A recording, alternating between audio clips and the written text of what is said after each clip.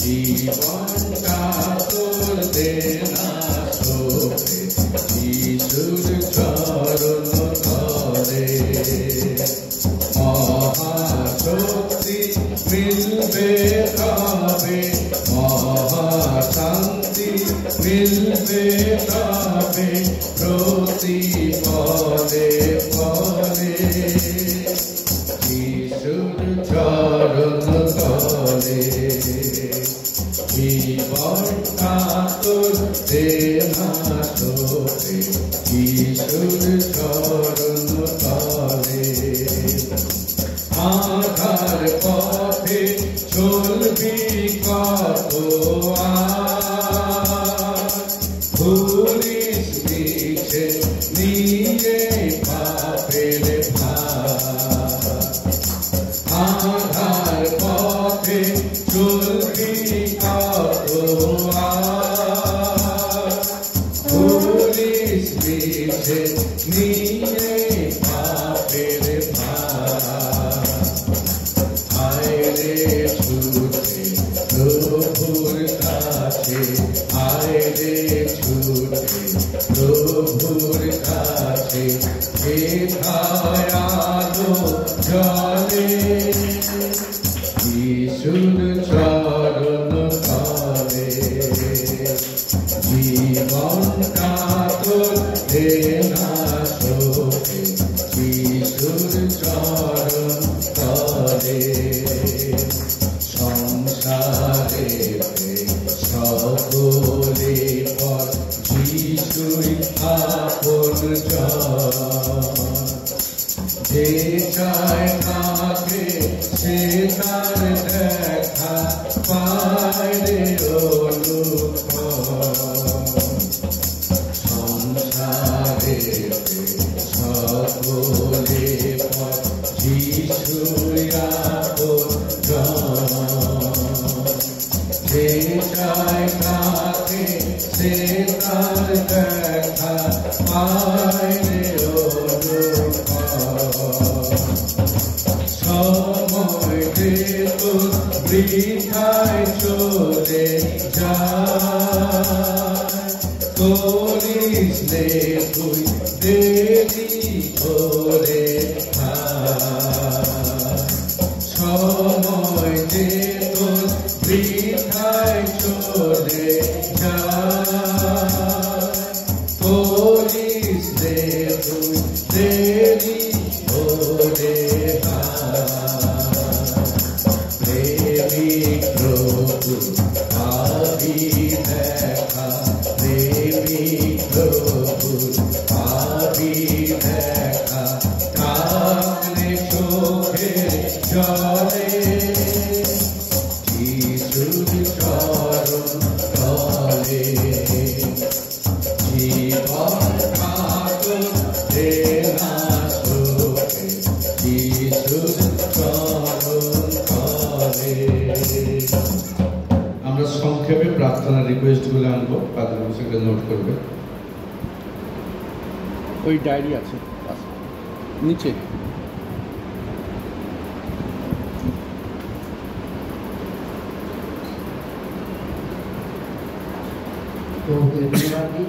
আমি চাকরি আসতে পেরেছি বাসি আবার অপারেশনটা রিপ্লাই করে হলো ঈশ্বরের জায়গায় ভালো হয়ে গেছে, এখন একটু ভালোই আছি, কিন্তু একটু অভাব চলছে, প্রভুদের সেই জুগিয়ে দেয়। বাড়ির সকলে ভালো আছে, এই প্রার্থনা প্রভুকে সুস্থভাবে করতেছে।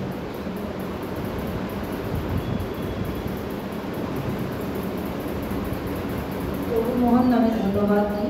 আমার পরিবারে একটু অশান্তি বিবাদ অনেক হচ্ছে, আমি প্রভু যে আমাকে ওনার গৃহেতে আসার সুযোগ করে দিয়েছেন এর জন্য ধন্যবাদ। প্রার্থনা করবেন, আমার বড় ছেলে একটু অসুস্থ আছে, প্রভু যেন তার খুব রাগ আছে, রাগে অনেক কিছু করে ফেলে, প্রভু যেন তাকে তার শয়তানের রাগ ধ্বংস করে, তাকে পরিবর্তন দেয়। আর ছোটো ছেলে দিল্লিতে আছে, প্রভু যেন তাকে সুস্থ সবল রাখে, সেখানেও একা থাকে। আমি জানি প্রভু তার সাথে আছে, প্রভুই তাকে পথ দেখাবে। আর আমার স্বামীটা আবার খুব নেশা ভাঙ করছে, খুব অশান্তি বিবাদ হচ্ছে, প্রার্থনা করবেন যেন প্রভু তার অন্তরে কথা বলে।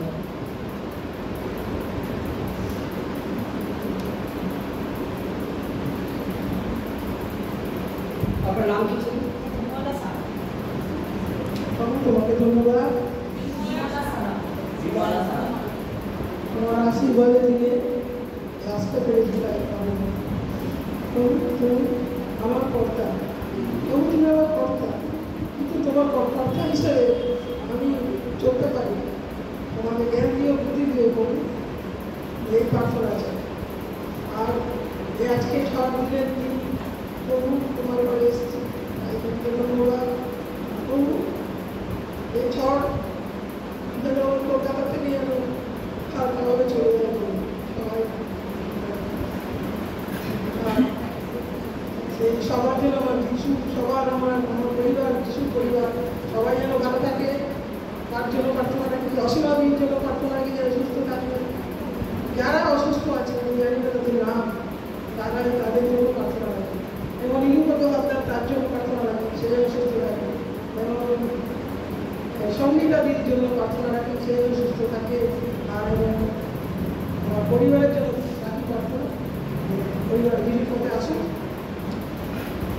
আমার ছেলে একটু বাড়ি করেছে, ধার যারা করেছে যে বিমান থেকে রক্ষা হয়, এই প্রার্থনা রাখি। বাকি বিশ্বাস সবার জন্য প্রার্থনা রাখি। আর সব কিছুর জন্য ধন্যবাদ। ইচ্ছা আছে যা কিছু সব জন্য ভালো আর স্যার যে দেশে আছে যেন স্যার যেন সুস্থভাবে ফিরে আসে, সেখানে কোনো অসুবিধা না হয়, চলে আসতে পারে। আর আমার মেয়ে একটু বাইরে আছে, এই 2-1 দিনের মধ্যে আসতে চায়, সুস্থভাবে আসে। আর তৈরির জন্মদিন সামনে আছে 3 তারিখ, ভালোভাবে হয়। তবু প্রার্থনা রাখলাম। ধন্যবাদ। জয় যিশু। ঈশ্বরকে মানব ধন্যবাদ। এই যে 4 সপ্তাহ তিনি সুস্থ রেখেছেন, আবার আমাকে এই সপ্তাহ নিয়ে আসতে সাহায্য করেছেন। নানা রকম ঝড় বৃষ্টি আমাদের এখানে হয়নি সেরকমভাবে, কিন্তু যেরকম বলছে যেরকম আমাদেরও ভয় লাগে। আমাদেরকে রক্ষা করবে ঈশ্বর আমি জানি, কেননা যে ক্ষতি হয়ে যায় গ্রাম বাংলার, সেটার হাত থেকে ঈশ্বর যেন আমাদের সবাইকে রক্ষা করে। সেই ঝড়টা যেন দূরে চলে যায়, যেন কারণ যেন গৃহহারা, যেন মৃত্যু এসব যেন না হয়। আমাদের সামনে এই ঝড়ের যে ভোট আসছে, তার জন্য প্রার্থনা করি যে মনোনীত যে হবে তাকে আমরা যেন সঠিকভাবে বাঁচতে পারি, বেছে নিই তাকে আমরা দাঁড় করাই, যেন সেই দেশটাকে যেভাবে চলেছে আগের বছর কয়েকটা বছর সেটা যেন না হয়। সেই খুনি রাহাজানি, লুটপাট, দাঙ্গা, রোগ ব্যবসা, সেটা যেন আমাদের দেশ থেকে যায়। আমরা যেন একভাবে প্রার্থনার মধ্যে দিয়ে থেকে তারাও যেন এই প্রার্থনাটাকে বুঝতে পারে, শুনতে পারে। এই প্রার্থনা ঈশ্বরের জন্য যেন প্রত্যেকটা কানে তারা যেন ফিল করে যে হ্যাঁ, অনেক লোক কিন্তু এটা বুঝতে পারছে যে সত্যিকারের যিশু কিন্তু আমাদের এই প্রভু যিশু খ্রিস্ট যে জীবিত ঈশ্বর। প্রভু আমি আমার জন্য প্রার্থনা করি। আমার মাঝে মধ্যে একটু কোমরে একটা বেশ একটা কেমন যেন অদ্ভুত টাইপের ব্যথা হয়, তখন আমার খুব ক্লান্তি লাগে, আমি শুয়ে পড়ি। তারপরে কিছুক্ষণ পর আস্তে আস্তে এটা চলে যায়। আমার এই রোগ বা যেটা যেন ভারী কোনো রোগ না হয়, যেন আমি হেঁটে এসে ঈশ্বরের গৃহে এখানে ওখানে প্রচারে আমি যেতে পারি। আমাদের ঈশ্বর যেন শক্তি দেয়। আমার ছেলে বউ যেন সেইভাবে আসতে পারে, তারা আসে না, তাদের নানা রকম জাগতিক সাংসারিক কাজে তারা ব্যস্ত থাকে। ঈশ্বর যেন তাদের প্রার্থনা শুনে জয় কৃষ্ণ।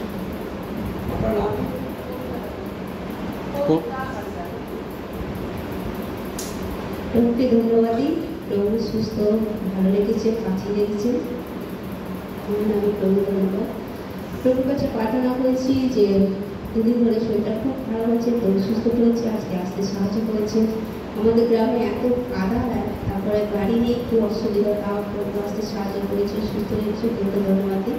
প্রভুর কাছে প্রার্থনা আমাদের সমস্ত জাতি যেন প্রভুকে চিনতে পারে, জানতে পারে, তার জন্য বিশেষ করে প্রার্থনা করবেন আমাদের যশোয়ার জন্য। যশোয়ার অনেক কাশি, তারপরে ভীষণ দুষ্টু করে, সেই জন্য তার মা ওর পিছনে দৌড়াতে ক্লান্ত হয়ে যাচ্ছে। তোর কাছে প্রার্থনা শেষ হয়ে তাকে প্রয়োজন সে শক্তি দেয় তার জন্য। আর তাকে জয়েলকেও প্রয়োজন সে আশীর্বাদ করে, কারণ সে ঠান্ডা লেগেছে। তোর কাছে প্রার্থনা হলে প্রয়োজন যেন সুস্থ ভালো থাকে, তার জন্য প্রার্থনা করবো। ধন্যবাদ। ঈশ্বরকে ধন্যবাদ দিই, তার আসতে সাহায্য করেছে। ঈশ্বরকে ধন্যবাদ দিই, বিশেষ করে প্রার্থনা করবেন। আমরা আরও ধন্যবাদ দিই যে কাল আমরা বিজয়ের বাড়িতে গিয়েছিলাম, কিন্তু তার ওয়াইফ সুস্মিতা রয়, তার ক্যান্সার হয়েছিল, কিন্তু কালকে আমরা বছর ধরে উনি ভুগছে, কিন্তু কালকে আমরা যখন তার যে হাসি মুখটা দেখেছি, তার জন্য ঈশ্বরকে ধন্যবাদ দিই। কিন্তু তার পা দেখলাম, পা দেখে আমাদের খুবই কষ্ট লেগেছে। ঈশ্বর যেন তাকে কষ্ট করে, ঈশ্বর যেন তাকে সুস্থ করে, এবং ঈশ্বরের ঘরে যদি সে সাক্ষ্য বহন করতে, এবং সে যেখানে থাকে সেখানে হিন্দু কলোনি, সেখানেও যেন সবাইকে সে সাক্ষ্য দিতে পারে। তার জন্য প্রার্থনা করবে, আর প্রার্থনা করবে আশিস হওয়ার জন্যে। ওর গ্রাম সাইডটা কবর থেকে মাটি পর্যন্ত খুবই ব্যথা করে, কবি যেন তাকে স্পর্শ করে বিশ্বাস সাহায্য, তার জন্য প্রার্থনা করবেন।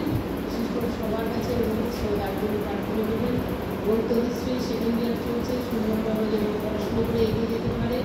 ঈশ্বরের কি পরিকল্পনা আছে আমি জানি না, সেই পরিকল্পনা অনুযায়ী যেন সে চলতে পারে, তার জন্য প্রার্থনা করবেন।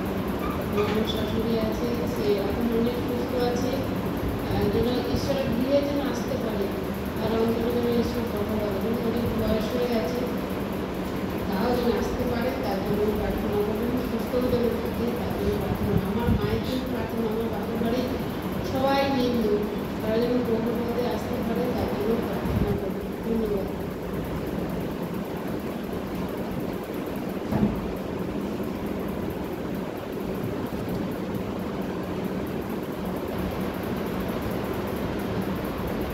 আমার আরেকটা প্রার্থনা যে প্রভু যেন আমার বড় ছেলের চাকরি নেই, অনেক জায়গায় অ্যাপ্লিকেশন দিয়েছে, ইন্টারভিউ দিয়েছে, প্রভু যেন তার একটা চাকরির ব্যবস্থা করে দেয়।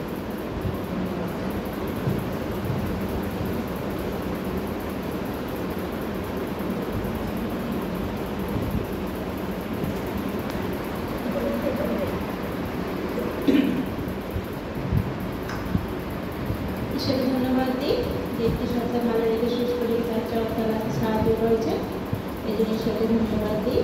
আমরা প্রার্থনা করেছিলাম 2 সপ্তাহ আগে অসীম ডায়মন্ডের জন্যে, তার হার্ট অ্যাটাক হয়েছিল, সে মেডিকেলে ভর্তি ছিল, সুস্থ হয়ে বাড়ি ফিরেছে, কালকে ধন্যবাদ দিয়েছে সে, তার জন্য ধন্যবাদ দিই ঈশ্বরকে। বিশেষ করে প্রার্থনা করবেন আমার দাদা ছোটন মণ্ডল, সে এখন ঠাকুরে ভর্তি আছে, তার অ্যাক্সিডেন্টে পায়ে হাড় ভেঙে গেছিলো, গতকাল ছোটন মণ্ডল, তো গতকাল তার অপারেশন হয়েছে, কিন্তু অপারেশনের পরে প্রচণ্ড পেন, 3টে ইঞ্জেকশন দিয়ে ওর পেন কমছে না, তার জন্য প্রার্থনা করবেন। আর জ্বরে এসেছে, যেন সুস্থ বাড়ি ফিরতে পারে। ধন্যবাদ। আমরা তোমাকে করতে পারি, তোমার সেই আনন্দ প্রেমের মধ্যে দিয়ে যেন আমরা জীবনযাত্রা করতে পারি, তুমি আমাদেরকে সাহায্য করো প্রভু। আমাদের জীবনে নানা রকম সুযোগ সুবিধা দিয়েছ, না তার দ্বারা তুমি পরিচালনা করো। তো প্রার্থনা করি যারা প্রভু এখন পিছিয়ে আছে, যে যারা কেউ তোমাকে চিনে না জানে না, হয়তো আমাদের পাশের বাড়িতেই আছে, আমাদের চার্চে আশেপাশে আছে, কেউ তাদের কাছে তুমি প্রকাশিত হও। আমরা যেমনভাবে সেই ফিরে এসেছি, ঠিক তেমনিভাবে তারাও যেন তোমার কাছে ফিরে আসতে পারে, তোমার জয়গান করতে পারে। প্রার্থনা করি তবে বিশেষ করে যারা প্রার্থনা তোমার কাছে রাখা হয়েছে, তুমি সেই সকল প্রার্থনার উত্তর দাও, এবং সেই প্রার্থনার মধ্য দিয়ে তুমি তাদের প্রত্যেককে আশীর্বাদে পরিপূর্ণ করে। যীশু খ্রিস্টের নামে এই প্রার্থনা চাই, আমেন। প্রাণের বন্ধু শুনেছে সদা আমার কাতর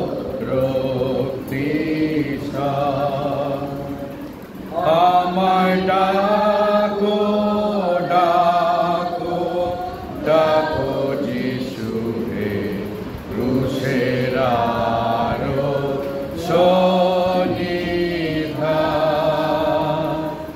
দেহ আমার প্রভু হে তব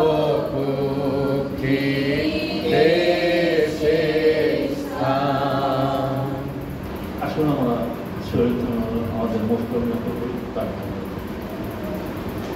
হে আমাদের জীবন্ত ঈশ্বর, সর্বশক্তিমান, সর্বত্র বিরাজমান, পিতা, রাজা ধীরা, তোমার ধন্যবাদ নেই প্রভু যে আজকের এই বিশেষ দিনে নানা প্রাকৃতিক দুর্যোগ সত্ত্বেও তুমি আমাদেরকে তোমার পবিত্র উপাসনায় উপস্থিত করেছ প্রভু, যেন আমরা তোমার গৌরব করতে পারি, তোমার স্তব করতে পারি, তোমার সঙ্গে একাত্ম হতে পারি, এবং এই সবার মাধ্যমে তোমাকে জানতে পারি প্রভু। তোমার ধন্যবাদ দিই, কারণ তুমি আমাদেরকে মনোনীত করেছ এবং এই পবিত্র উপাসনায় নিয়ে এসেছ, যেন আমরা আমাদের কৃতজ্ঞতা তোমার কাছে জ্ঞাপন করতে পারি প্রভু। প্রচুর আশীর্বাদ নিয়ে আমাদেরকে করেছে প্রভু, কারণ আমরা যখন পাপে মৃত ছিলাম, আমরা যখন সেই আদমের দ্বারা কৃত পাপে আমরা বঞ্চিত প্রভু, তুমি আমাদেরকে পাপের হাত থেকে মুক্ত করার পর তুমি আমাদেরকে দিয়েছ প্রভু। তুমি তোমার একজাত পুত্র প্রভু যিশুকে এই পৃথিবীতে পাঠিয়েছ, এবং যার সেই খুশি রক্তের মাধ্যমে প্রভু, তার বলিদানের মাধ্যমে প্রভু আমরা পাপের হাত থেকে মুক্ত হতে পেরেছি। এবং শুধু তাই নয় প্রভু, তুমি আমাদেরকে দিয়েছ সেই শক্তি, সেই সহায়, সেই পবিত্র আত্মার সহায়, যেন আমরা তোমার আত্মিক শক্তিকে উজ্জীবিত হই এবং তোমার গৌরব করতে পারি, তোমার সাক্ষ্য হতে পারি, তোমার প্রশংসা করতে পারি, তোমার গৌরব করতে পারি প্রভু। আজকে এই সবাই তুমি আমরা যেটুকু উপস্থিত হয়েছি প্রভু, তোমার আত্মিক শক্তি দ্বারাই তুমি আমাদেরকে এখানে নিয়ে এসেছো, তুমি আমাদেরকে মনোনীত করেছো, পাপের হাত থেকে মুক্ত করেছো প্রভু, নতুন জীবন দিয়েছো প্রভু। তোমার ধন্যবাদ দিই প্রভু।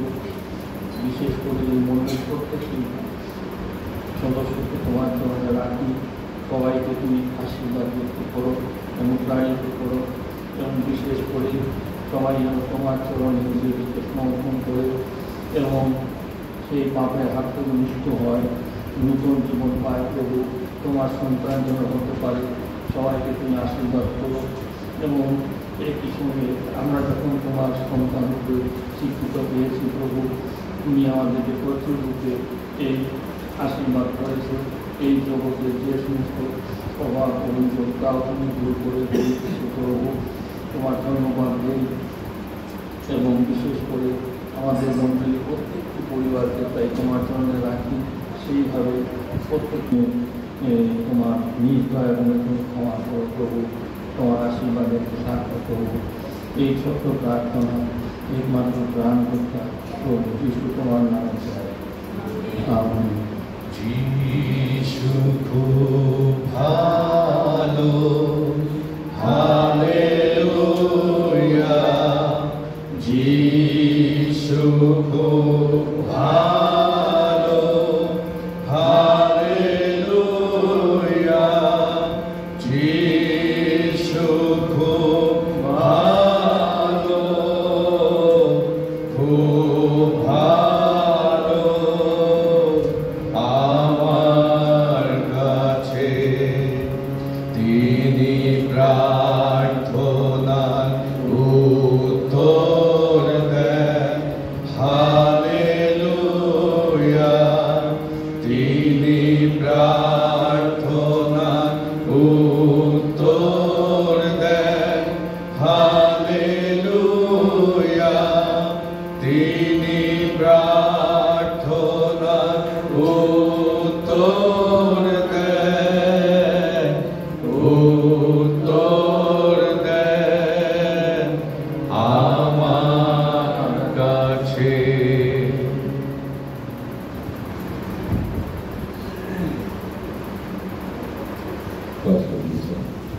প্রেরিত কার্যবিবরণী 34 থেকে 41। অতএব ইসরায়েলের সমস্ত কুল নিশ্চয়ই জ্ঞাত হোক যে যাহাকে তোমরা মুখে দিয়েছিলে সেই যিশুকে ঈশ্বর প্রভু ও খ্রিস্ট উভয়ই বলিয়াছে। 300 লোক মণ্ডলীযুক্ত হয়। এই কথা শুনিয়া তাহাদের হৃদয়ে যেন সেবিদ্ধ হইল এবং তারা বিতর্কে অন্য প্রেরিতদিগকে বলিতে লাগিল, ভ্রাতৃগণ, আমরা কি করি? তখন পিতর তাহাদিগকে কইলে, মন ফিরাও এবং তোমরা প্রত্যেকজন তোমাদের পাপ মোচনের নিমিত্ত যীশু খ্রিস্টের নামে বাপ্তায়িত হও। তাহা হইলে পবিত্র আত্মার দান প্রাপ্ত হইল। কারণ এই প্রতিজ্ঞা তোমাদের জন্য ও তোমাদের সন্তানগণের জন্য এবং দূরবর্তী সকলের জন্য যত লোককে আমাদের ঈশ্বর প্রভু ডাকিয়া আনেন। আর আর অনেক কথায় তিনি সাক্ষ্য দিলেন ও তাহাদিগকে উপদেশ দিয়া কহিলেন, এই কালের কুটিল লোকদের হইতে আপনাদিগকে রক্ষা কর। তখন যাহারা তাহার কথা গ্রাহ্য করিল তাহারা বাপ্তায়িত হইল। তাহাতে সেই দিন কংগ্রেস 3000 লোক তাহাদের সহিত সংযুক্ত হইল। আমেন। ধন্যবাদ।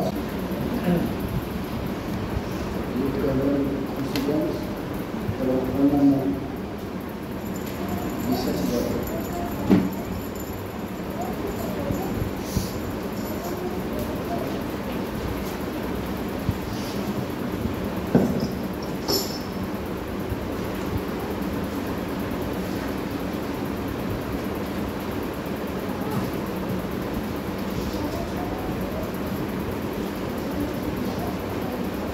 তোমার দানে হয়েছি আমি যে ধন্য, আমার জীবন শুধুই তোমারই জন্য। তোমার দানে হয়েছি আমি যে ধন্য, আমার জীবন শুধুই তোমারই জন্য। ভালোবাসা তুমি ভরে দাও, তোমার কাছে টেনে নাও। ভালোবাসা তুমি ভরে দাও, তোমার কাছে টেনে নাও। তোমাতে আমি থাকবো বিভোর, তোমাতে আমি থাকবো বিভোর, আর কিছু চাই না তো অন্য। তোমার দানে হয়েছি আমি যে ধন্য, আমার জীবন শুধুই তোমারই জন্য। উজাড় করে তুমি দিয়েছ জীবন, পৃথিবীর দুঃখকে বোঝাতে। উজাড় করে তুমি দিয়েছ জীবন, পৃথিবীর দুঃখকে বোঝাতে। এমন প্রেম যে তুমি দিলে গো আমার, তার কাছে আমি যে নগণ্য। এমন প্রেম যে তুমি দিলে গো আমার, তার কাছে আমি যে নগণ্য। তোমার দানে হয়েছি আমি যে ধন্য, আমার জীবন শুধুই তোমারই জন্য। প্রাণে প্রাণে দুটি কথা কও, অভয় বাণীটি দিয়ে যাও। প্রাণে প্রাণে দুটি কথা কও, অভয় বাণীটি দিয়ে যাও। জীবন শেষে তোমারই পাশে, জীবন শেষে তোমারই পাশে, হই যেন আমি প্রভু গণ্য। তোমার দানে হয়েছি আমি যে ধন্য, আমার জীবন শুধুই তোমারই জন্য। আমার জীবন শুধুই তোমারই জন্য। আমার জীবন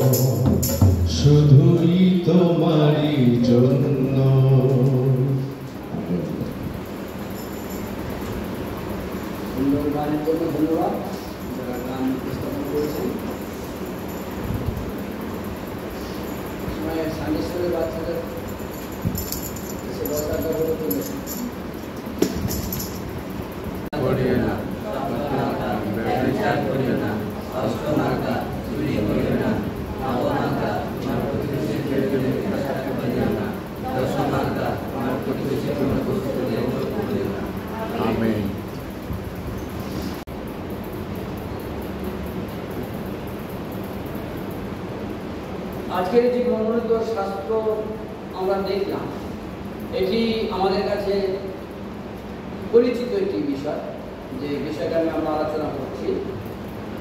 এখানে সেই একটা মহান দিনের মহান একটা প্রকাশ করণের যেদিন হয়েছে, সেই দিনের একটা কাহিনী, একটা ঘটনা।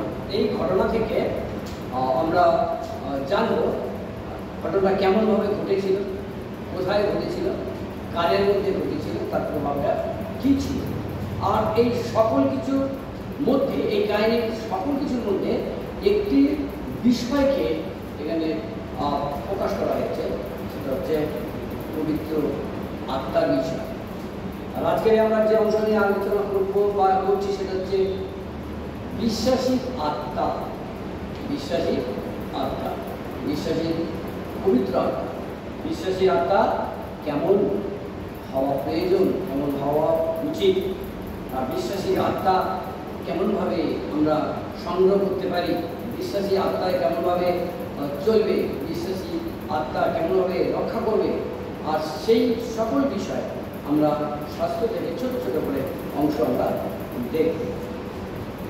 তো এখানে আমরা যখন দেখতে পাচ্ছি যে যে বিষয়টা বলা হচ্ছে যে অতএব ইসরায়েল সমস্ত কুল নিশ্চয় ভাবে জানুক বা জ্ঞাত হোক যে যাহাকে তোমরা খুশি দিয়েছিলে সেই যিশুকে ঈশ্বর প্রভু এবং খ্রিস্ট এই উভয় করে পাঠিয়েছেন বা করেছেন।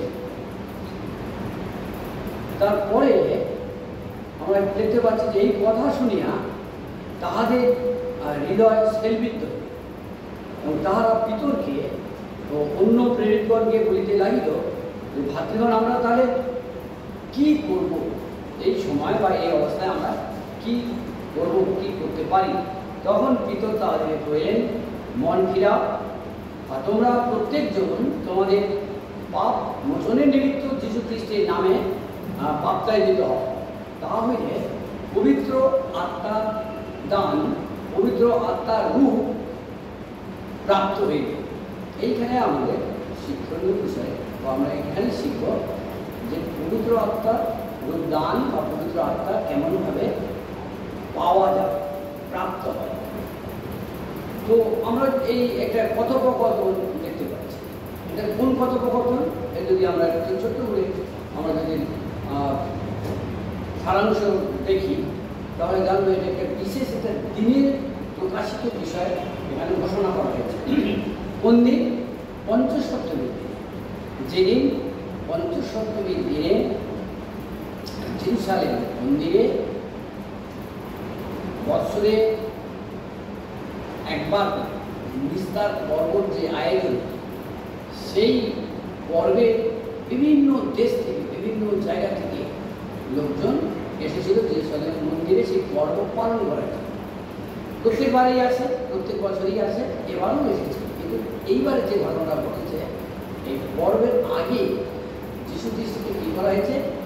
মারা হয়েছে। যীশু খ্রিস্টকে ক্রুশে বিদ্ধ করা হয়েছে। এবং কারা বিদ্ধ করেছে? তারপরে আমরা যদি দেখি, সেটা দেখবো এক কথায় যদি বলি, ঈশ্বর বিরোধী বা যীশু খ্রিস্টের বিরোধী মতবাদ, বিরোধী সংস্করণ, বিরোধী রীতিনীতি লোকেরা, যারা যীশু খ্রিস্টকে প্রকাশ করতে দেয়নি, চাইছিলেন না, বা যারা ঈশ্বরের পরিকল্পনাকে পরিপূর্ণ করতে দিচ্ছিলেন না, তার মধ্যে ফরিসির কিছু লোকজন আছে, সদ্যযুগের কিছু লোকজন আছে, কিছু শিক্ষিত সমাজ আছে, কিছু রাজনৈতিক পার্ট আছে, যারা বিভিন্ন সেই সময়ে যে রোমীয় যে সম্রাট বা সাম্রাজ্যবাদের যে সকল নীতি ছিল, সেই সময়ের ছিল কিছু বিরোধী ইহুদি ছিল। সব মিলিয়ে একটা পরিকল্পনা হয়েছিল, যে পরিকল্পনাতে যিশুকে মারা হবে। আর আমরা জানি সেটা যিশুকে মারার পরিকল্পনা তারা ষড়যন্ত্রে করুক, মিথ্যাভাবেই করুক, যেভাবেই করুক না কেন, যিশুকে মারা হয়েছিল। এবং যিশুকে যেভাবে মারা হয়েছিল সেটা হচ্ছে খুবই দুঃখের, কিছু অসম্মানের, নির্মমতার বিষয় আছে, যেখানে দেখানো হচ্ছে, যে ভয়ানকতার বিষয় দেখানো হচ্ছে, সেই বিষয়টাকে কেন দেখানো হচ্ছে? এই জন্য দেখানো হচ্ছে যেন মানুষ ভয় পায়, যেন মানুষ যিশুর মৃত্যুকে দেখার পরে তারা যেন যিশুতে আর না জড়ো হয়, যিশুতে যেন আর আসে, বা ঈশ্বরের যে পরিকল্পনা আছে সেই পরিকল্পনা যেন বাস্তবায়িত না করতে পারে। সেইটাই ছিল এই বিরোধী বা যারা বিদ্রোহী জাতি বা যারা ঈশ্বরের পরিকল্পনাকে বাস্তবায়িত করতে দিচ্ছিলেন না, দিতে চাইছিলেন না, তাদের একটা চিন্তাভাবনা। আর সেই চিন্তাভাবনা ভাবে তারা সফল হয়েছে, যদিও তারা ষড়যন্ত্র করেছিল, মিথ্যা বলেছিল, সমস্ত কিছুতে তারা সফল হয়েছিল। সফল হওয়ার পরে আমরা জানি যিশুকে মারা হয়েছিল, ক্রুশবিদ্ধ করা হয়েছিল, সমাধিস্থ করা হয়েছিল, তিনি পুনরুত্থিত হয়েছিলেন, পুনরুত্থিতের পরে চলিয়ে যেতে পৃথিবীতে ছিলেন, চলিয়ে যেতে পরে তিনি স্বর্গারোহণ করেছেন। স্বর্গারোহণের পরে এই পর্ব যখন আর এসেছে, নিস্তার পর্ব যখন এসেছে, তখন প্রত্যেক জায়গা থেকে লোক এসে এই জায়গায় হাজির হয়েছে, একত্রিত হয়েছে। আর সেই সময়ে পিতর তিনি, আমাদের বাইবেলে যদি দেখি সেখানে পিতরের বক্তৃতা বলে হয়, সেই সময় পিতর কিন্তু সুসমাচার দিয়েছে। সেই সুসমাচার ছিল একটি বিখ্যাত সুসমাচার। সেই সুসমাচারটা ছিল একটি নতুন দিক বা নতুন একটা যুগের শুরু হওয়া, নতুন একটা সৃষ্টির সূচনা। সেই সুসমাচারটা ছিল একেবারে পৃথিবীর এরপর থেকে অপর প্রান্ত পর্যন্ত ছড়িয়ে যাওয়া ঈশ্বরীয় বার্তা, ঈশ্বরীয় ঘোষণা, সুসমাচার, যেটা পিতর তিনি সেদিন পঞ্চশতমীর দিনে দিয়েছিলেন। আর আমরা সেই ঘটনাটা সবাই জানি যে সেই দিনে কীভাবে একটা বিস্ময়কর বিষয় ঘটে গিয়েছিল। সেই বিস্ময়কর বিষয়টা কি? যখন পিতর বক্তৃতা দিচ্ছেন, বলছেন, সুসমাচারের কথা বলছেন, সামনে আছে কারা? তারই জাতি আছে, কারা আছে? ইসরায়েল আছে, কারা আছে?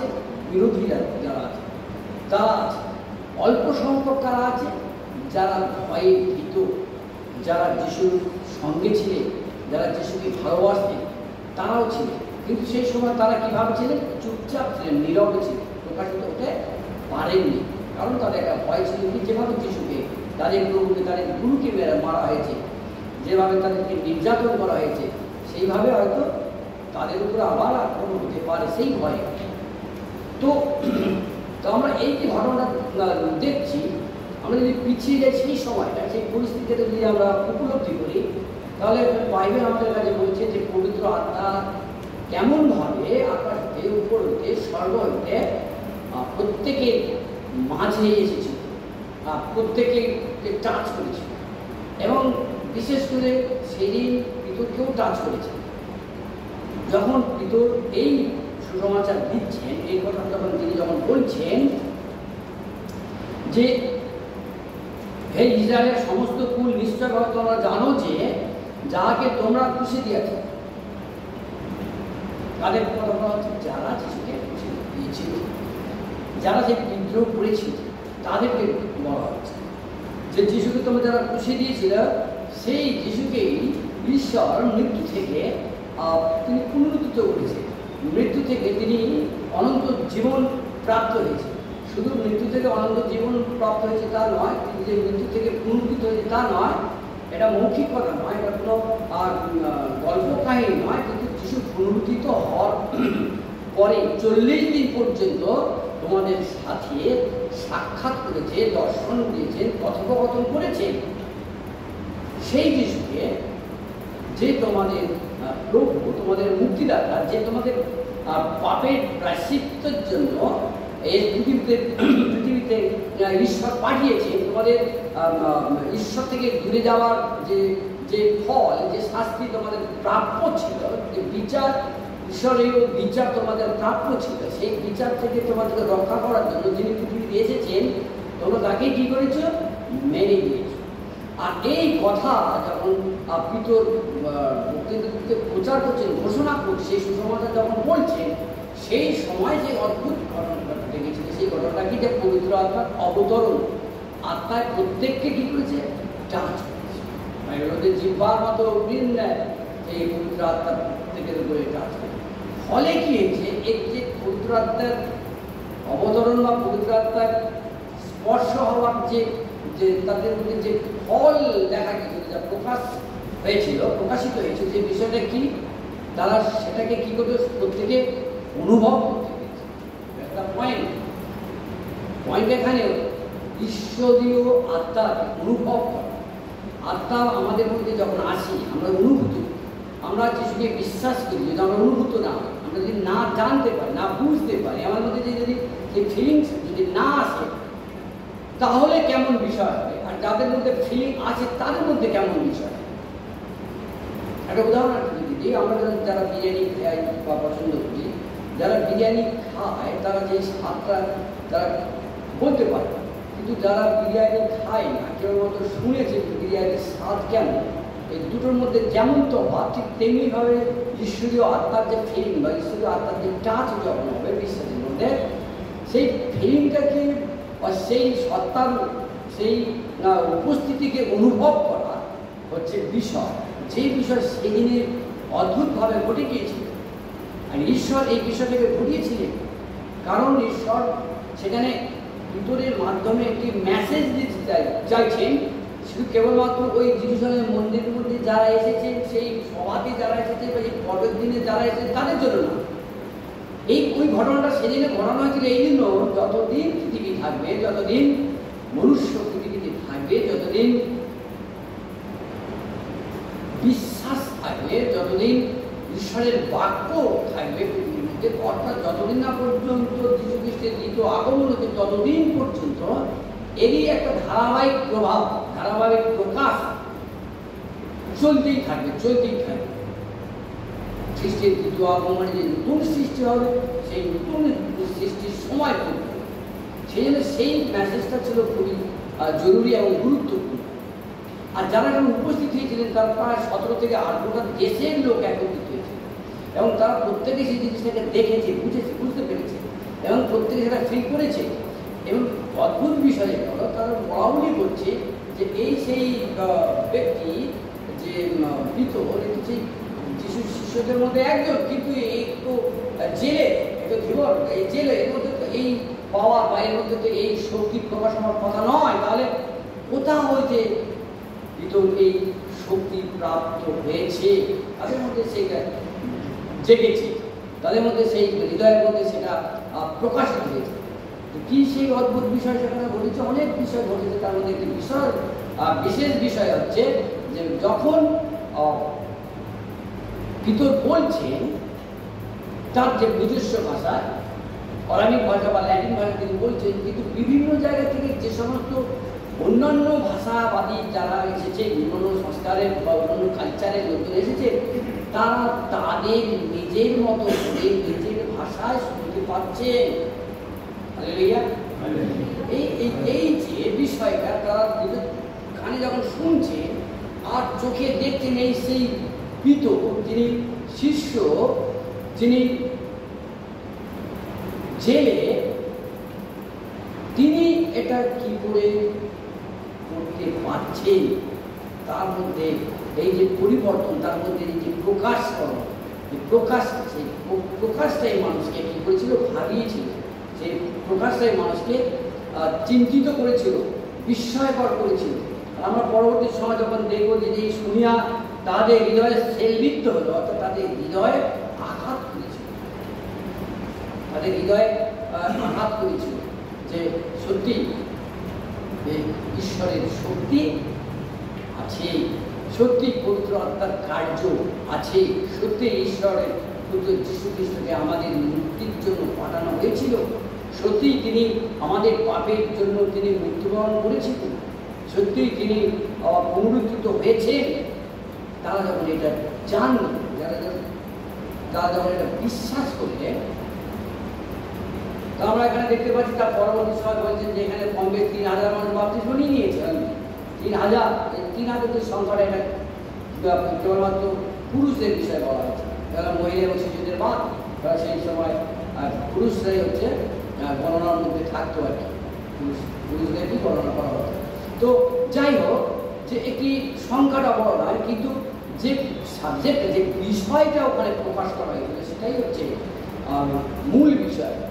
পবিত্র আত্মার অবতরণ, পবিত্র আত্মার কার্য, পবিত্র আত্মাকে চিহ্নিতকরণ, পবিত্র আত্মার শক্তি প্রকাশ এবং সেই পবিত্র আত্মার যারা আপ্লুত হয়ে যারা বিশ্বাস করেছে, যাদের মধ্যে সেবিত হয়েছে, তাদের মধ্য থেকে যে আত্মার কার্যটা কি আমরা জানি।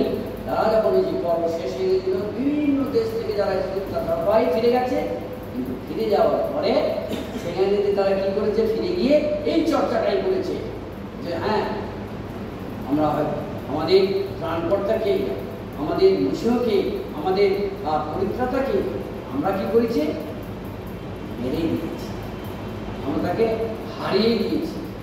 আমরা ঈশ্বরের যে মহান পরিকল্পনা প্রকাশ করার ছিল, আমরা সেটাকে বাধাপ্রাপ্ত করেছি।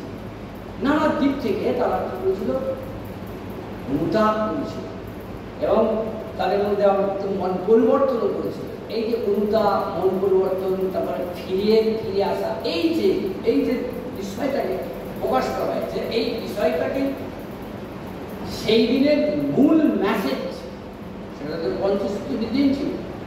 আর এই পঞ্চসপ্তমীর দিনের মূল যে মেসেজ, সেই মেসেজটা বিভিন্ন জায়গায় পৃথিবীর প্রান্ত পর্যন্ত ছড়িয়ে পড়েছে।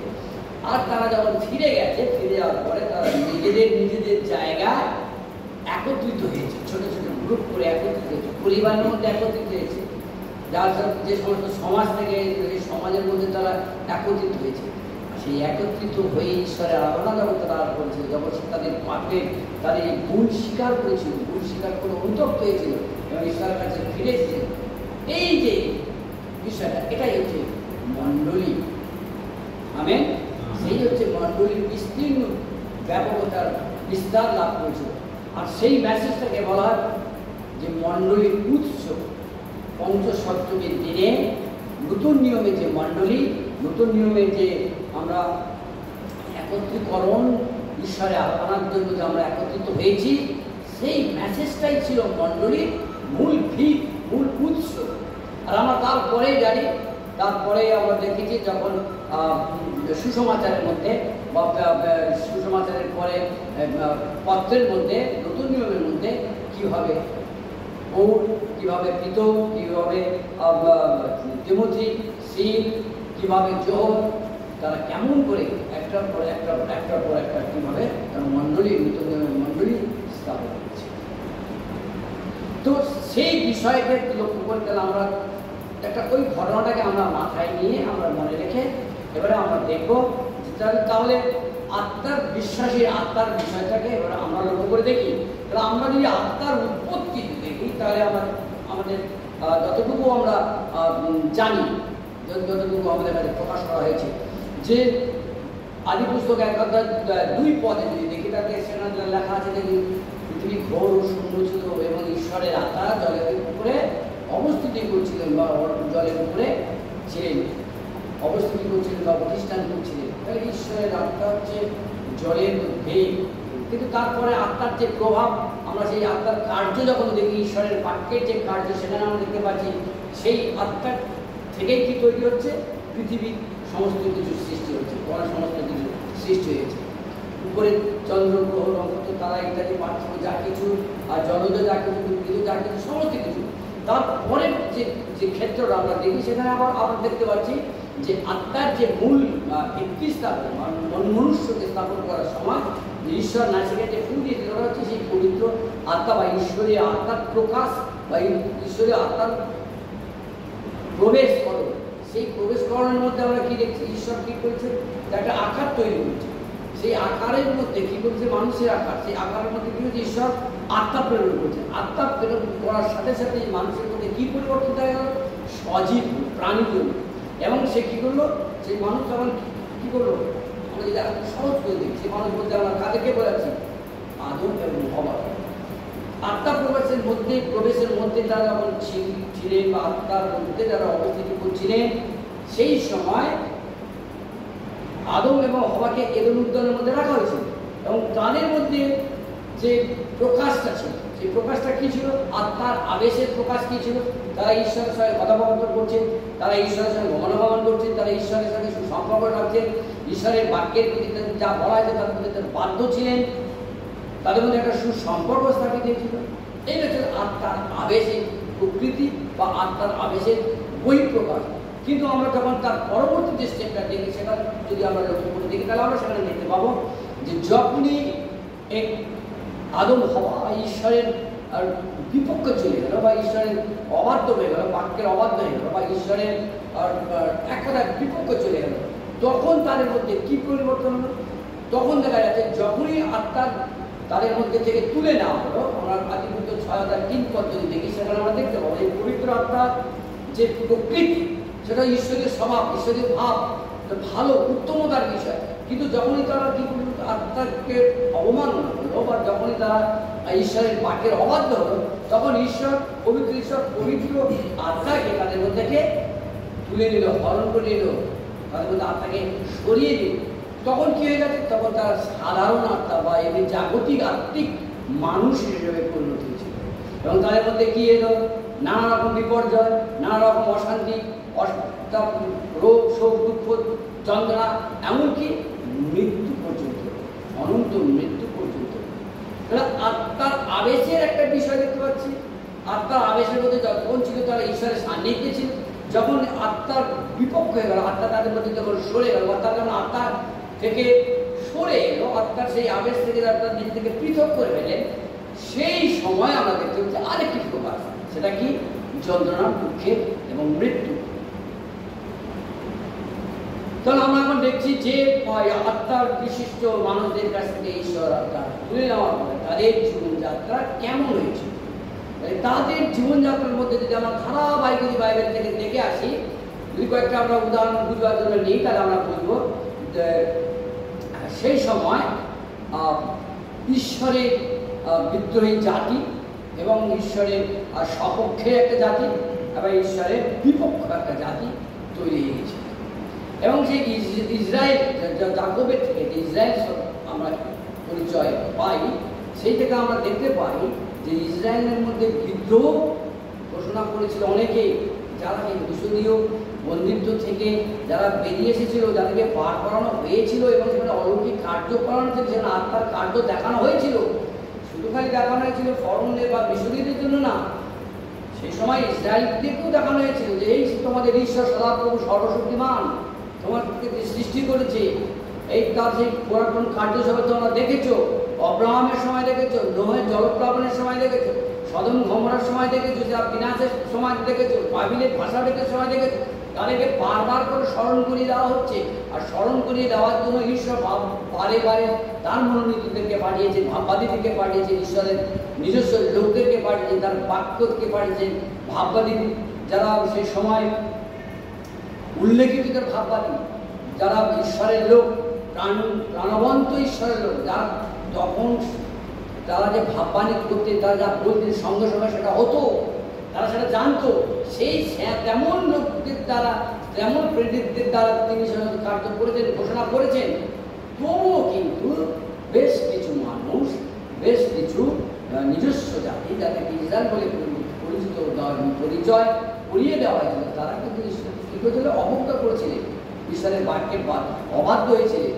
তাদের যে নেতৃত্ব দেওয়ার জন্য যে মসিকে নেতা হিসাবে পাঠিয়েছেন, বারংবার তাকে বচসার মধ্যে, বারংবার তাকে বিড়ম্বনার মধ্যে পড়তে হয়েছে। এবং তারা সরাসরি বলছে আমরা ওই বন্ধুত্ব ছিলাম, ভালো ছিলাম, ইত্যাদি ইত্যাদি। আমরা এখানে এসে আমরা এই পাচ্ছি না, এই পাচ্ছি না, এই পাচ্ছি না, ওখানে আমরা ভালো মন্দ খেতাম, আমাদের দাসত্বের জীবনটা, পরাজয়ের জীবনটা বরং আমাদের ভালো ছিল। কিন্তু ঈশ্বরের তো পরাজয়ের জীবনের জন্য ঈশ্বর তার জাতিকে মনোনীত করেনি, পরাধীনতার মধ্যে আবদ্ধ হওয়ার জন্য তার জাতিকে মনোনীত করেনি, তার সন্তানদেরকে মনোনীত করেননি, তিনি সৃষ্টিও করেননি। তিনি সৃষ্টি করেছিলেন তাদের যেন তারা ঈশ্বরের গৌরব প্রশংসা প্রচার করে। এই জন্য তিনি ঈশ্বর সৃষ্টি করেছেন যেন তারা আত্মিকভাবে জীবনযাপন করে, তারা যেন আত্মায় পরিপূর্ণতা লাভ করে, তারা আত্মায় চলে। এবং আত্মার চলার যে ফল, সেটা ঈশ্বরের সঙ্গে সুসম্পর্ক, ঈশ্বরের সঙ্গে একটা দৃঢ়তা, একটা বিশ্বাস, একটা ঘনত্ব, একটা নিকটবর্তিতা, সেইটার চেয়েছিলেন ঈশ্বর। আর সেইটা প্রকাশ করার জন্য ঈশ্বর বারংবার তিনি তার মনোনীত লোকদেরকে সতর্ক করছেন, কখনো সময় চেতনা দিচ্ছেন, কোনো সময় আহ্বান করছেন, তাদেরকে কোনো সময় প্রাকৃতিক বিপর্যয়ের মধ্যে ফেলছেন, ভূমিকম্প, দুর্ভিক্ষ, প্রাকৃতিক দুর্যোগ, নানা রকমভাবে তাদেরকে চেতনা দেওয়া হচ্ছে, ওগুলো কিন্তু অনেকেই সেখানে কিন্তু বেরিয়ে আসতে পারছিলেন না, পারেনি। কিন্তু যারা বেরিয়ে আসতে পারছিলেন, যারা বেরিয়ে আসছে ঈশ্বরের দূরবর্তী হওয়া থেকে যারা নিকটবর্তী হচ্ছে, ঈশ্বর তাদেরকে নিয়ে ভাবছেন, তাদেরকে নিয়ে সংগঠন তৈরি করছে, তাদেরকে একত্রিত করছে, তাদেরকে তিনি পরামর্শ দিচ্ছেন, তাদের জন্য সেই আত্মার প্রভাব, তাদের জন্য সেই আত্মার কার্য তিনি করে চলছেন, যেন আত্মিকভাবে মানুষ কী করতে পারে, ঈশ্বরকে এবং ঈশ্বরের উদ্দেশ্যকে, ঈশ্বরের সেই মহান বিষয়কে প্রকাশ করতে পারে।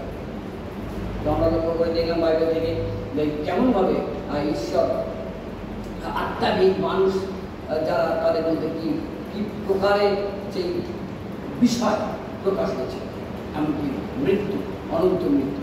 আর ঈশ্বর মানুষকে ভালোবাসেন, কিন্তু তিনি চান না যে তিনি মানুষ, তার সৃষ্টি মানুষ বিনষ্ট হয়ে যায়। সেই জন্য তিনি পরিকল্পনা করলেন। কি পরিকল্পনা করলেন? যে পুনরায় আত্মা স্থাপন করা হবে, পুনরায় আত্মার সংস্থাপন করা। আমরা ডাক্তারি বিভাগে যখন আমরা এখন এসে জানতে পারছি যে একজনের কিডনি থেকে আরেকজনের কিডনিকে দেওয়া যেতে পারে, একজনের ফুসফুস থেকে আরেকজনের ফুসফুস, যেগুলো পার্ট আমরা পরিবর্তন বা স্থানান্তর করতে দেখি এখন বর্তমানে ডাক্তারগুলো সেটা করে। তো এটা মনে হয় আমাদেরকে বুঝবার জন্য যে আত্মাও স্থানান্তরিত করা যায়, পরিবর্তিত করা যায়, বা আত্মাকে সংশোধিত করা যায়, সেটা বুঝবার জন্য ঈশ্বর আমাদের কাছে এই বর্তমানে যে চিকিৎসা বিভাগে উন্নততর যে বিষয়টা আমরা লক্ষ্য করে দেখি, যে কিডনি ট্রান্সফার হচ্ছে বা হার্ট, লাংস ইত্যাদি ইত্যাদি যে অর্গানগুলো মানুষ বাঁচবার জন্য একজনের সাথে থেকে আরেকজনের মধ্যে যে ট্রান্সফার করছে, এটা আমাকে বুঝতে সাহায্য করে যে আত্মা যখন ঈশ্বর যখন আমাদের মধ্যে থেকে তুলে নিয়েছিলেন, সেই পুত্র আত্মাকে পুনরায় কীভাবে সংস্থাপন করা যায় বা পুনঃস্থাপন করা যায়, সেই বিষয়টি জানবার জন্য, প্রকাশ করার জন্য তিনি আমাদের কাছে ঈশ্বর এক ব্যক্তিত্ব বা এক মহান অস্তিত্ব বা সত্তাকে তিনি পাঠালেন। তিনি হচ্ছে যীশু খ্রিস্ট। আর তিনি যখন এসেছেন, সেই আশার যে বিস্ময়কর বিষয়গুলো আমরা সবাই জানি, সেটা আমার আজকের ব্যাপার বিষয় নয়, বা আজকে চার থেকে স্মরণ করব। কুমারীর গর্ভে ঔরসভাবে আত্মায় জাত সন্তান, যে উপাধি, যে পরিক্রমা বা যে উপায় বা যে মাধ্যমে আত্মা পরিবর্তিত হবে বা যে শক্তিতে আত্মা সংস্থাপিত হবে, যার নামে, যার গুণে, যার ধার্মিকতা বা যার চিহ্নে এটা হবে, সেটা কি হবে? সেই ব্যক্তিত্বকে ঈশ্বর প্রকাশ করছে। কেমনভাবে? সমস্ত পৃথিবী থেকে তিনি তাকে আলাদা করলেন, পৃথক করলেন। কেমনভাবে পৃথক করলেন? কোনো মানবীয় প্রক্রিয়া নয়, কিন্তু ঈশ্বরের পবিত্র আত্মায় তিনি জাত করলেন। আর কুমারীর গর্ভে তিনি জন্মালেন, তিনি বড় হলেন, তিনি অলৌকিক কার্য করলেন, তিনি ক্রুশবিদ্ধ হলেন, তিনি মৃত্যুবরণ করলেন, তিনি পুনরুত্থিত হলেন, তিনি স্বর্গারোহণ করলেন, তিনি আবার আসবেন। এই যে পুরো একটা সুসমাচারের যে চ্যাপ্টার, সুসমাচারের যে ক্ষেত্র বা সুসমাচারের যে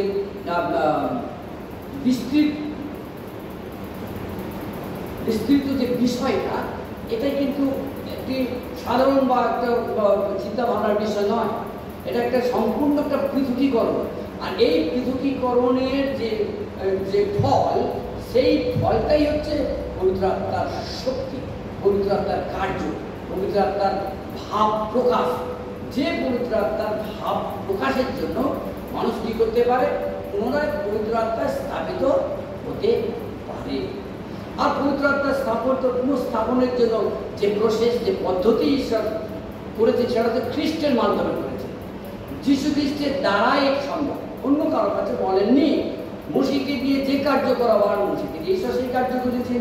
অব্রাহামকে দিয়ে ঈশ্বর যে কার্য করাবার, অব্রাহামকে দিয়ে করেছেন। নোহকে দিয়ে যে বিষয় প্রকাশ করানোর বিষয় ছিল, দিয়েছেন।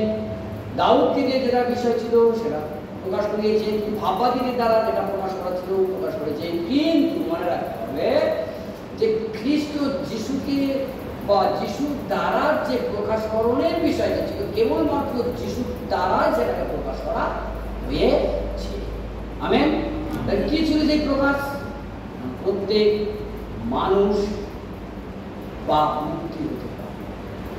প্রত্যেক মানুষ ঈশ্বরের কাছে ফিরে আসে, প্রত্যেক মানুষ যেন ঈশ্বরকে বিশ্বাস করে, প্রত্যেক মানুষ ঈশ্বরের ইচ্ছার অধীনস্থ, প্রত্যেক মানুষ ঈশ্বরের যে ব্যবস্থা ব্যবস্থার অধীনে থাকতে পারে, প্রত্যেক মানুষ যেন ঈশ্বরীয় আদর্শে নিজেদের জীবনযাপন করতে পারে। এই ইত্যাদি ইত্যাদি এই যে প্রকাশন প্রত্যেক মানুষের করতে পারে, তাহলে প্রত্যেক মানুষটা কে সেই প্রত্যেক মানুষ হতে পারে? অনেকের মধ্যে বলা হচ্ছে, দেখানো হচ্ছে যে যারা প্রত্যেক মানুষটা কারা, সকলে বলতে কারা, সকলের মধ্যে তারা যারা যিশুকে ব্যক্তিগত জীবনে ত্রাণকর্তা বা মুক্তিদাতা বলে বিশ্বাস করে, যারা যিশুকে মৃত্যুঞ্জয়ী যিশু বলে স্বীকার, যারা ঈশ্বরের এই যিশুর জন্য যে পথ পরিকল্পনা, যে পরিক্রমা, পরিত্রাণের পরিকল্পনা ঈশ্বর যিশুর মাধ্যমে করিয়েছেন, যারা বিশ্বাস করবে তারা, যারা এক কথায় যে যিশুর এই সমস্ত বিষয়কে বিশ্বাস করবে তারা, সেই বিশ্বাসের জায়গায় কিন্তু অনেকগুলো বিষয় আছে যেগুলো আমরা মানুষ হয়ে আমরা সেই বিশ্বাসকে বিশ্বাস করতে পারি না। যেমন বেশ কিছু বিষয় আছে, যেমন ধরুন পৌরজীবীর সন্তান কিভাবে হয়, বর্তমানে অতীত থেকে বর্তমানে এবং ভবিষ্যতের মধ্যে কিন্তু আমরা সেটা কথা বলতে পারি, বিজ্ঞানকে সেটা প্রমাণ করতে পেরেছে পারেন। তাহলে আমরা যিশু ক্ষেত্রে দেখতে পাচ্ছি যে তারা সহবাসে খুবই জানা গেল তাদের মরিয়ম গর্ভবতী, তার মানে মানবীয় প্রক্রিয়া নয়, এখানে মানবীয় প্রক্রিয়া সহবাসের বিষয় নেই। তাহলে এই যে অলৌকিক একটা বিষয়, একটা অবিশ্বসনীয় বিষয়, আমরা কেমনভাবে এটা বিশ্বাস করেছি বা বিশ্বাস করতে পেরেছি বা বিশ্বাস করতে পারি। জলের উপরে হেঁটে যাওয়া, মৃত মানুষকে জীবনদান করা, পুনরুত্থিত হওয়ার এইসব বিষয়, স্বর্গারোহণের এইসব বিষয়, এগুলো তো আমরা যদি দেখে এগুলো কোনো যুক্তি দিয়ে আমরা কিন্তু ঈশ্বরের কার্যকে আত্মার প্রকাশ করাকে আমরা কিন্তু যুক্তি দিয়ে আমরা বলতে পারি না। তাহলে যুক্তি যদি বাদ যায় তাহলে আমরা কি দিয়ে বুঝতে পারি? শাস্ত্র বলছে, বাইবেল বলছে, পবিত্র আত্মা যখন তোমাদের উপরে আসবে তখন তোমরা এই অসম্ভব বিষয়গুলো, অবিশ্বাসনীয় বিষয়গুলো তোমরা তখন বিশ্বাস করবে এবং প্রভুকে যিশুকে খ্রিস্ট বলে স্বীকার। আমরা সেই গোষ্ঠী, যে গোষ্ঠীকে ঈশ্বর পবিত্র আত্মার দ্বারা এই অসম্ভব বিষয়গুলো, অবিশ্বাসনীয় বিষয়গুলোকে বিশ্বাস করতে সাহায্য করেছে। আমেন। এখন আমরা দেখবো যে কেমন ভাবে আমরা আমাদের মধ্যে সেই আত্মা পুনঃস্থাপিত। জনলিখিত সুসমাচার যে 3 অধ্যায় 3 পদ এবং 5 পদ আমরা যদি দেখি, সেখানে আমরা দেখতে পাবো এখানে একটি নতুন জন্মের বিষয় বলা হচ্ছে।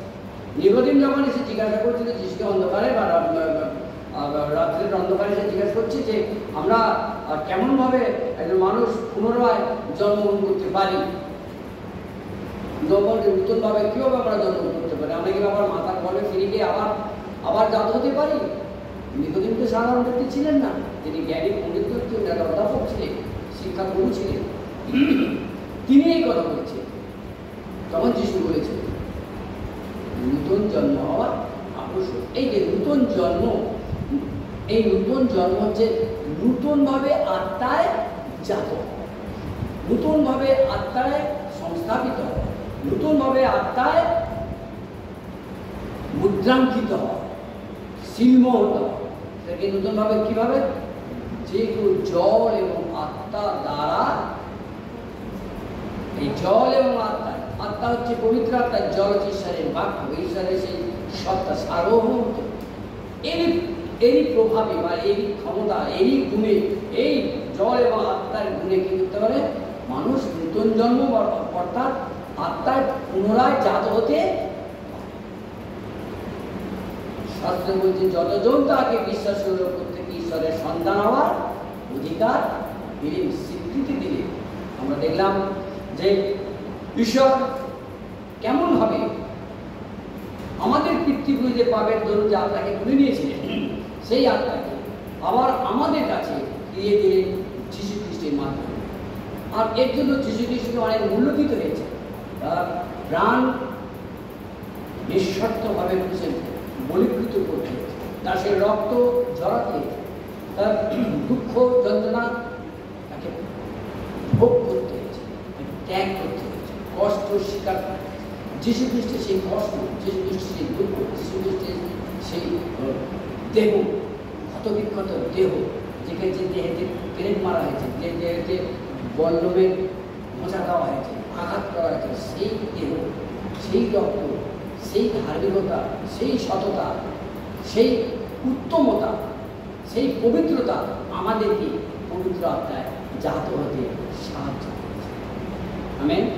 তাহলে আমরা এখন দেখি যে আমরা পবিত্র আত্মায় জাত হয়েছি, যিশুকে বিশ্বাস করেছি, যিশুকে বিশ্বাস করার ফলে আমরা পবিত্র আত্মায় জাত হয়েছি। তাহলে আমরা এখন দেখি যে পবিত্র আত্মায় জাত হলে আমরা যখন যে পাঠটা আজকে আলোচনা করেছি, পাঠ্যাংশ দেখেছি প্রেরিত অধ্যায় 36 থেকে 41 পরে একটা ছোট্ট অংশ থেকে আমরা একটা পাঠ আরম্ভ করেছিলাম, যেটা কি পবিত্র আত্মার কার্য, পবিত্র আত্মার অবতরণ হয়েছে, পবিত্র আত্মার কার্য বা পবিত্র আত্মার ফল প্রকাশ হয়েছে, কিছু একটা প্রকাশ করেছে। সেখানে একটা চিহ্নের বিষয় আছে, সেখানে একটা সমাচারের বিষয় আছে, এবং সেখানে আমরা মন পরিবর্তনের বিষয় দেখতে পেয়েছি। তাহলে সেই 2000 বছর পূর্বে যখন ভিতরের প্রতিটা ওই বিষয়গুলো প্রকাশ হয়েছে, 2000 বছর পরে আমরা মণ্ডল দিবসে উপস্থিত হয়েছি, যখন আমরা যিশুকে অলরেডি বিশ্বাস করেছি, পবিত্র আত্মায় জাত হয়েছি, পবিত্র আত্মার সন্তান হয়েছি, আমরা বিশ্বাসী, আমরা আমাদের মধ্যে আত্মা অবতীর্ণ, আত্মা প্রতিষ্ঠান করছেন, যখন আমরা সেটা শিওরভাবে জানছি, তখন এখন আমরা নিজেদেরকে দেখব যে আমাদের মধ্যে কি কি চিহ্ন আছে, যে চিহ্নের দ্বারা একে অপরকে বলতে পারবে এই ব্যক্তির মধ্যে আত্মা আছে, বা এই বিশ্বাসী আত্মার বিশ্বাসী বা আত্মিক বিশ্বাসী। আমাদের মধ্যে কি চিহ্ন আছে, আমরা বা কি প্রকাশ করতে পারি। আমরা ফিরে যাই সেই সময়, সেই 50 সপ্তমীর দিনে, সেই ভিতরের বক্তৃতার দিনে, সেই সকল যায় সময়ের যে কিছু আমরা শিখলাম, দেখলাম। এখন আমরা এসে এই সময় নিজেদের দেখে আমাদের মধ্যে কি চিহ্ন আছে, কি আমরা প্রকাশ করতে পারি যে আমাদের মধ্যে পবিত্র আত্মা আছেন, তিনি আমাদের পরিচালনা করছেন, এই বিষয়গুলো কীভাবে আমরা বুঝতে পারি। তাহলে আমরা যদি ছোট্ট ছোট্ট করে দেখি, তাহলে দেখব যে আমরা ঈশ্বর কেন্দ্রিক, ঈশ্বরের বাক্য কেন্দ্রিক, মণ্ডলী কেন্দ্রিক, ঈশ্বরীয় সহভাগিতা কেন্দ্রিক, খ্রিস্টীয় পরিবার কেন্দ্রিক জীবনযাপন করছি কি। যদি আমরা করে থাকি তাহলে আপনার মধ্যে পবিত্র আত্মার প্রতিষ্ঠান করছি, আমরা সেই বিশ্বাসী, যে বিশ্বাসী মধ্যে আত্মা প্রতিষ্ঠান করছে। দ্বিতীয় দেখি যে আত্মার যে ফল আছে, গালাতীয় 5:22 আমরা দেখি আত্মার যে ফল আছে, যে 9টি ফল নাম করে উল্লেখ করা আছে, প্রেম, আনন্দ, শান্তি, দীর্ঘসূত্রতা, মাধুর্য, মঙ্গলভাব, বিশ্বাসতা, ইন্দ্রদহন ইত্যাদি ইত্যাদি যে ফলগুলো আছে, সেই ফল আমাদের মধ্যে প্রকাশিত হচ্ছে কিনা। যদি সেই ফল আমাদের মধ্যে থাকে, কম বেশি সব বা 2-1টা যদি থাকে, তাহলেও আমাদেরকে জানতে হবে যে পবিত্র আত্মা আমাদের মধ্যে আছেন বলেই আমাদের মধ্যে থেকে সেই ফল প্রকাশিত হচ্ছে। আমরা যদি আরেক দেখি, গ্রন্থ যদি প্রথম 12টা যদি দেখি, 4 থেকে 11 পর্যন্ত উল্লিখিত আছে যে বিষয়গুলো, পবিত্র আত্মার দান সমূহ, যে বরদান দেওয়া হয়েছে, সেই অনেকগুলো আছে, সেখানে প্রায় 17খানা বরদানের বিষয় দেওয়া আছে। সেই বরদানের বিষয়গুলো যদি আমাদের মধ্যে থেকে প্রকাশিত হয়, বা আমরা যদি সেই সম্পূর্ণ ক্ষমতা সম্পন্ন হতে পারি, তাহলে আমাদেরকে চিহ্নিত করতে পারি, বা আমরা নিজেদেরকে চিহ্নিত করতে পারি, বা আমরা অপরকে চিহ্নিত করতে পারি যে পবিত্র আত্মার দ্বারা পরিচালিত করছে, বা আত্মিক বিশ্বাসী বা বিশ্বাসের আত্মা এর মধ্যে প্রতিষ্ঠান করছে।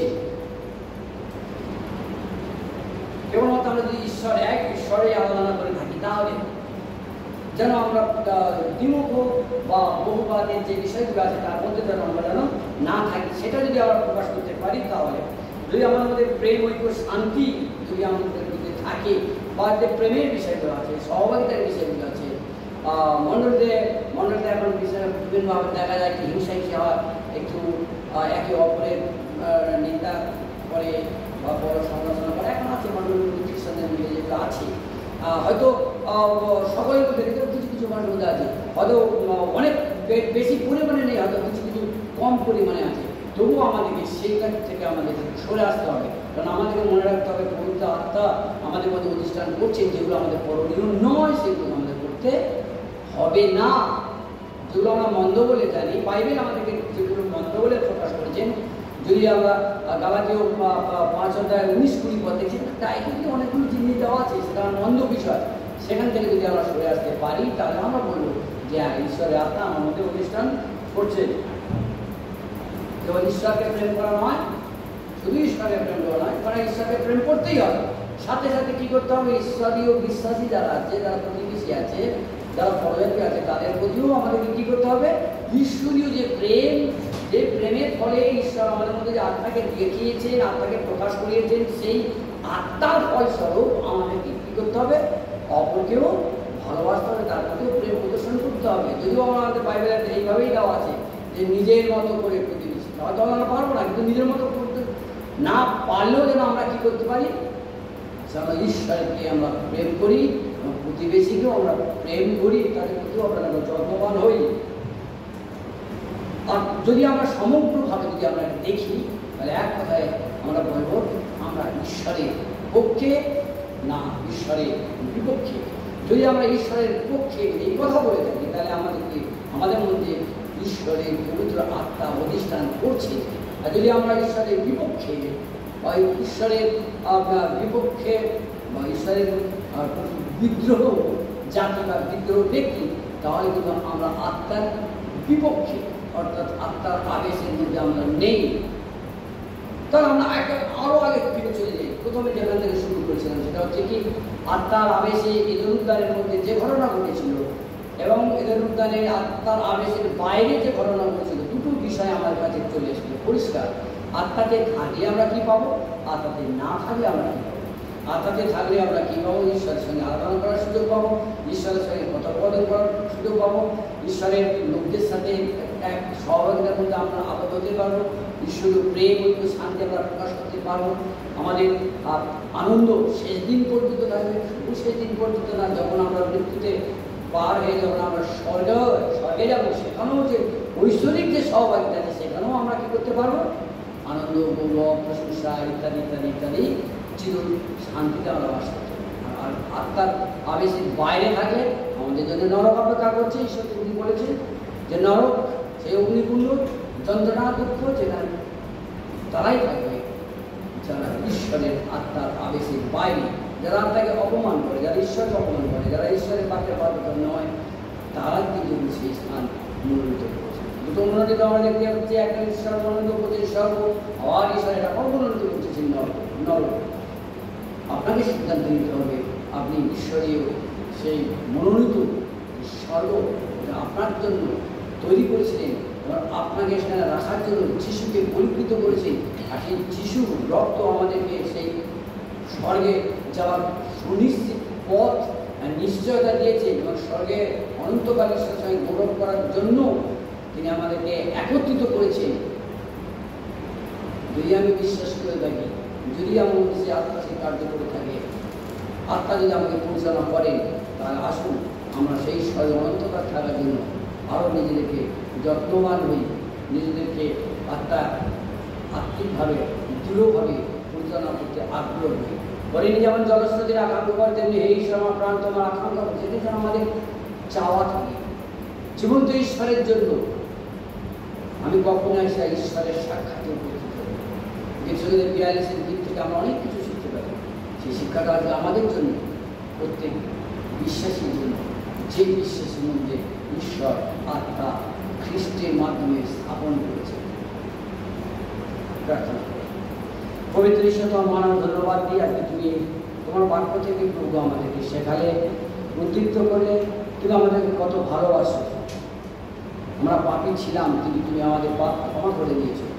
আমরা বিদ্রোহকারী ছিলাম, তুমি আমাদের সেই সকল বিদ্রোহ থেকে, সেই সকল বিপক্ষতা থেকে, আত্মার আবেশের বাইরে থেকে তুমি আমাদের তোমার কাছে নিয়ে, তোমার আত্মার আবেশে তুমি নিয়ে এসেছো। এবং প্রভু তুমি আমাদেরকে একত্রিত করেছো তোমার গৌরব করার জন্য, তাই তোমাকে ধন্যবাদ দিই। প্রভু তুমি যে আমাদের অযোগ্যতা ক্ষমা করে তুমি আমাদের যোগ্য করেছো, সেই শেষ দিন পর্যন্ত যেন আমরা তোমার প্রতি কৃতজ্ঞ থাকি। তুমি সাহায্য করো, যিশুর নামে তুমি প্রার্থনা চাই, আমেন। বলতে পারি তুমি আশীর্বাদ করো, এবং যে গৃহ থেকে এই ফল এসছে সেই পরিবারকে তুমি আশীর্বাদ করো, সেই বৃক্ষকে তুমি আশীর্বাদ করো, সেই জমিকে তুমি আরও উর্বর করো, যেন আরও অধিক ফলে ফলবান হয়। এবং এই ফল নিলামের মাধ্যমে যে অর্থ আসবে সেই অর্থ যেন তোমার রাজ্য তোমার ধার্মিকতার কাজে ব্যবহার হতে পারে, তুমি সাহায্য করো। ছোট প্রার্থনা যিশু তোমার নামে চাই, আমেন। এটা 4টে মিলে প্রায় 1 কিলো হবে। এখন বাজারে আম কত করে? এটা কি আম?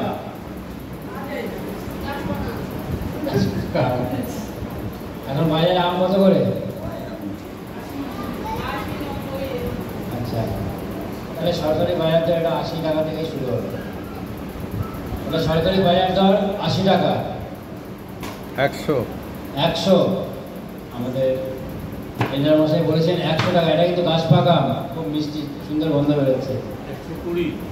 120 আমাদের আজকে নীলার পিটার রবীন্দ্র সিং উনি বলেছেন 120।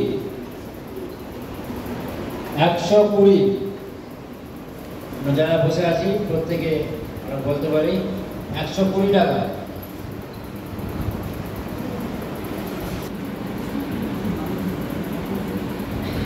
আর কেউ কিছু বলবেন না?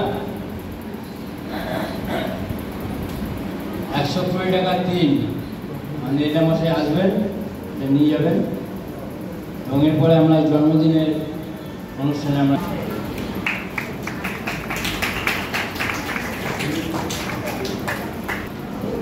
এখানে উপস্থিত নেই, তাদের মধ্যে যারা আছে তারা সামনে আসবেন। তাদের নামটা এলাম। এখানে নাম পেয়েছি আমাদের সিনিয়র পাস্টার রেভারেন্ড ডক্টর সুপ্রিত রয়, তনুশ্রী সাহা, অরিন্দম মণ্ডল, ঝুমা দাস, জ্যোতি লাল, সন্দীপ লাল, প্রীতি সাহা, বিশ্বজিৎ হালদার, সুচিত্রা সমাদ্দার ও চৈতালি দাস। আমি যে নাম বললাম এই নামের বাইরেও যদি কেউ থাকেন এই মে মাসে তাদের জন্মদিন, যে কোনো তারিখ 1 তারিখ থেকে নিয়ে 31 তারিখ পর্যন্ত যে কোনো দিন যদি হয় এই মে মাসে, আমি যে নাম বললাম তাদের মধ্যে মাত্র 2 জন মনে হয় এখানে উপস্থিত আছে। এই মে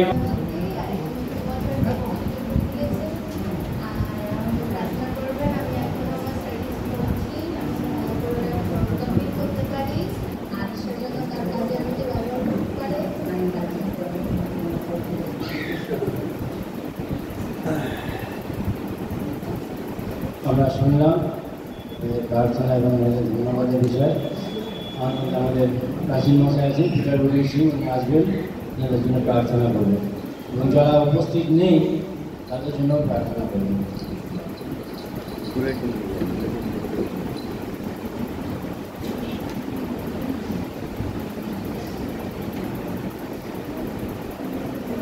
আসন্ন প্রার্থনায় আমাদের তোমার ধন্যবাদ দিই যে আজকে এই সুন্দর দিনটিতে তোমার আশীর্বাদে আমরা আশীর্বাদ করতে হয়েছি। প্রভু তোমার সুন্দর বাক্য দ্বারা তোমার আশীর্বাদ করেছে, এবং বিশেষ করে এই সময় প্রভু আমরা ধন্যবাদ দিই যে এই মন্দির যাদের এই মাসে জন্মদিন প্রভু তাদেরকে আমরা তোমার শরীর শক্তি, সেই পবিত্র আপনার শক্তি যা এখন আমরা তোমার সুন্দর বাক্য মাধ্যমে আমরা শুনলাম, সেই শক্তি দ্বারা আমাদেরকে প্রযুক্ত করবে যেন আমরা তারা মঙ্গল করতে পারি। সমস্ত ভুলকে প্রার্থনা করবো, সত্য প্রার্থনা আমরা আমাদের চেনা পরিচয় সেই গানটি বলি, যিশু শান্তি তোমাদের দিতে চাই। আমাদের দুটো হাত আমাদেরকে বানিয়ে দিই এবং যিশু শান্তি তোমাকে দিতে চায়, এই জগৎ দিতে পারে না, এই জগৎ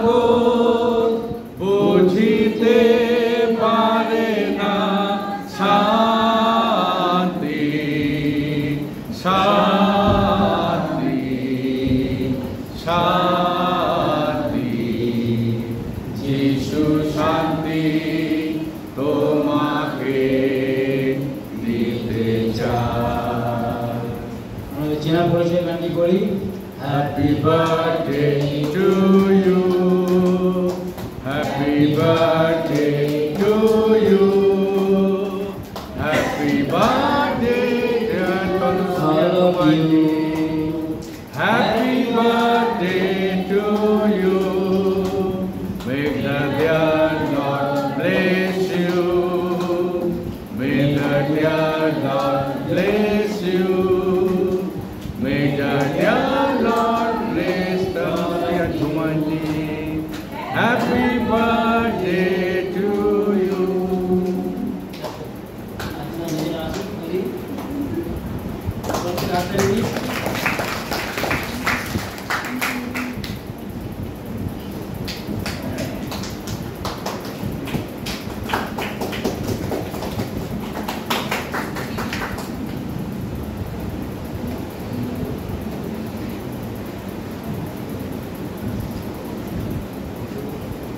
ধন্যবাদ সুন্দর সহযোগিতা করার জন্য আমাদের সঙ্গে, এবং আমাদের ছোট উপহার আছে আমাদের দিকে, আমাদের আছেন উনি কিছু তুলে দেবেন।